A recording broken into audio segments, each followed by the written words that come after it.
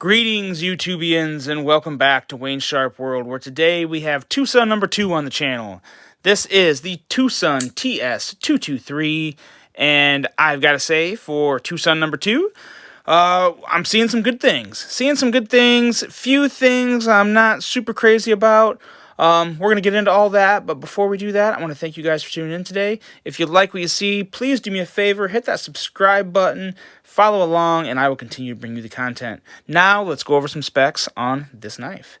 We have an overall length of 8.19 inches, a blade length coming in at 3.43 inches, blade thickness at 0.15 inches, so we got a nice little slab of steel here. This steel is M390, so we have a nice premium steel, handle length at 4.65 inches, handle material of titanium and carbon fiber, running on KVT ceramic ball bearings, a Jelly Jerry design. And I think he is rather popular in the knife community. I think a lot of people like his designs. I am becoming to be one of those people. Really like the look of this knife.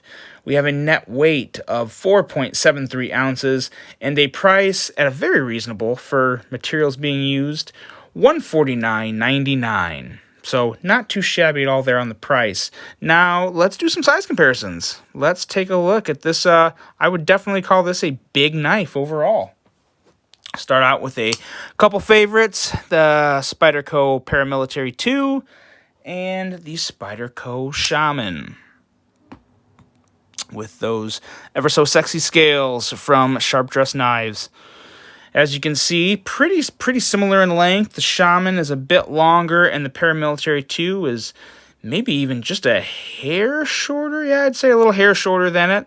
But all three of these knives have rather beefy, beefier, thick handles, and all feel really good in hand. Let's take a look at a couple more, just for the heck of it, because everybody knows them, and I think just about everybody loves them. The Spyderco, the TRM Atom, and the Benchmade Bug Out. Couple Bug Out obviously being a little smaller, and the Atom's just thinner in size. It's very close in size, but definitely a much thinner knife in general. And now let's pull out the two closest, well, really the one closest and another Tucson. This is the Tucson TS223, I believe. It doesn't say that on here. I have trouble remembering the numbers sometimes. I'm almost positive this is the Tucson TS223. And now we also have what I think is the most comparable knife in my collection. This is the Benchmade large Griptilian. And if you guys look, the feeling in hand is very, very similar between these two. Blade shapes are obviously completely different, but the feeling in hand as far as width and thickness, contouring, very similar there. So if you know your large Griptilian and you like that, you're probably going to like this TS223 as well. Now let's get into just this knife. Let's talk about it. We've got a very nice drop point blade, which some would argue is kind of a spear point blade. It still looks a little more like a drop point than a spear point to me, so we're going to go with drop point. And it is a very wide blade with a strong, solid tip. So you could... Man, this focusing is acting up on me. But as you can see, yes, definitely very nice. Well, hell, maybe you won't be able to see it. There you go. Nice thick tip. So never want to use your knife as a pry bar, but you got some nice strength behind the tip of this guy. I would definitely call this a rather hard use knife if you wanted to make it that. Just very solid construction, and you could definitely do just about anything you wanted to with it. But not a fan of the satin on Tucsons. I'm beginning to notice. I don't hate them. I mean, it won't stop me from buying them. I still like the brand and the quality enough to keep supporting them. But the satin grind is just a little. You can see it's kind of grainy. It's not the best satin in my opinion. But nonetheless, they did a good job on the grind of this blade. for such a thick stock, it is a rather slicey blade. It could definitely use some jimping on the spine. Really use some jimping on the spine here. I think they were trying to go with a cleaner look on this guy. But yes, definitely needs some jimping right there, and it would be good to go. The more I look at this, the blade shape kind of reminds me of the Civivi Insight. I currently don't have that knife on me right now, or I'd pull it out, but darn, yeah, really does kind of remind me of the Insight. The sharpening choil down here is excellent, absolutely excellent. Another sharpening choil that will last a lifetime, and I like the roundness of it there. I like the design of it. I think it goes together with the whole knife very well. And on to the ergos and handle of this guy, and I compared it to the Benchmade large Griptilian, so I'm not going to say anything bad about it, or not. Well, I'm not going to say a lot of things bad about it, because this is where I will start to have one little complaint here. But overall, the feel in the hand is very good. It fills my hand. Yeah, definitely feels good. I kind of want to use the David C. Anderson line of slightly larger than normal hands, but I'm not going to take that from him. I'm going to let him keep that. But definitely a good knife for larger hands. One of the more comfortable pocket clips I've felt on a pocket knife. The only thing I wish they would have done was a little more chamfering, or actually, I guess just some chamfering, because it's a little rough around the, not rough, but it's pretty acute, we'll put it that way. You definitely feel the edges on this clip, and you feel the edges on a lot of this knife. They could have definitely done a better job of chamfering. Some spots are and some aren't. Like up here on the back of the spine, it's really not too bad. But again, on the clip, down around here, especially down around here, definitely needs to be smoothed out a little. So that's not the best thing. Definitely super solid, rock solid lockup. No blade play whatsoever. But I want to hop back on this blade here real quick, because I forgot to mention this. As you can see right here, got an issue right there with a nick on the blade. And there's another one kind of a little up here. You see it. It's kind of hard to see on the camera, but it's actually very noticeable in person. This one right here especially. And I think what happened was, as they were chamfering the edges up here, I think it was moving along the machine, and it caught it right up here, and you can see that. And I'm going to move these stickers, because I think these stickers are what's throwing off my, that was throwing off my focusing. So you guys may not see stickers in the background anymore. But, yeah, it just doesn't look good. Kind of disappointing. $150. I know it's just a little, but that shouldn't happen. And there's really nothing I can do to fix that. I'm sure someone could probably fix it, but I'm not a knife modder by any means. I can rid die, and I can do just the small things.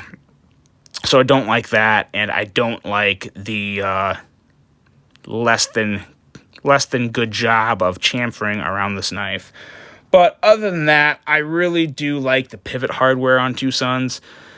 Again, they're simple and clean, and they don't bring too much attention, but they still have just nice little details in the lines there and the ones going around the side. So it's a little detail like that, but I do really like that a lot. And we got to talk about the carbon fiber again, and this is just absolutely stunning carbon fiber.